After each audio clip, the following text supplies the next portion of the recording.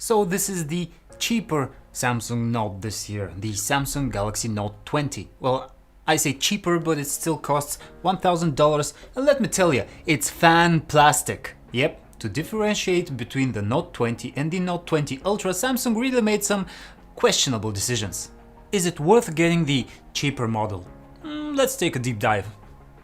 You will notice that this year there isn't a choice between a small Note and a big Note. The Galaxy Note 20 has a 6.7-inch screen and it's almost as huge as the Note 20 Ultra. Where the Note differs visually is that it has a completely flat screen, none of these curved edge shenanigans. Some will feel that makes it look less premium, but there are a ton of people out there that have been begging for a flat screen Note for years now, and they finally get their wish.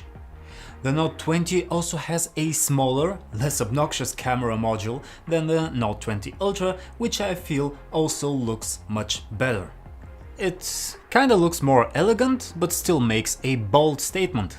Now, the elephant in the room is that plastic back here. The Note 20 comes straight from the Barbie world, living life of plastic, and it's not fantastic. Yes, the trim on the side is metal, but most of your hand will make contact with this warm, sticky plastic on the back. It doesn't feel that bad, and I realize it's kind of silly to complain about it that much, but still it does not feel like a $1,000 phone. Moving on to other downgrades, the Note 20's screen can only achieve a 60Hz refresh rate. Let's put that into perspective. The $400 OnePlus Nord has 90Hz, the $700 OnePlus 8 has 90Hz, the $800 Google Pixel 4 has 90Hz, the $1,000 Galaxy S20 has 120Hz. The $1,000 Galaxy Note 20 is back to 60Hz. Why?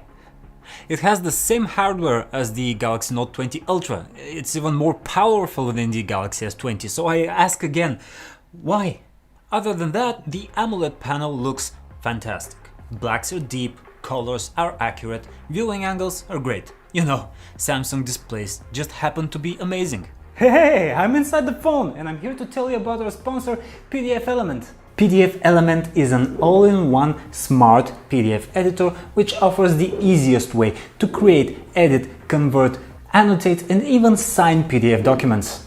To download PDF Element, simply go to the App Store or Google Play Store and search for PDF Element, then download it for free. To import a document, simply tap the plus button in the top right corner. You can import a document from the cloud, or you can take a picture of a paper document and the app will actually scan it for you.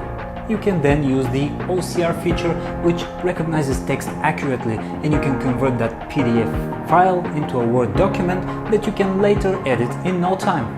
The editing feature here allows you to easily highlight and underline text, plus you can just leave comments and notes right on the document. By clicking the Edit tool, you can also add or remove text from the document. Signing a document with PDF Element is super easy. Simply tap the stamp button within the app, resize your signature and place it in the right place in the document. I've been using PDF Element for a while now, and it is a super smart and powerful PDF editor. Check out the description box below, where you can find links to download it for free or tutorials on how to use it. Now it's time to get back to press in the studio. Just get me out of this phone! So let's talk about this camera. It does look twice as small as the one on the Note 20 Ultra, so you might be thinking it's worse. Well, it's not. Don't worry about it. We took the Note 20 and the Note 20 Ultra for some extensive testing, and I can assure you that both produce very similar results. The only place where the Note 20 is inferior is in zoom distance and actual zoom quality. The Ultra is better, hands down. But if you happen to be one of the 99% of people who don't shoot at 30 times zoom all of the time, you should be fine.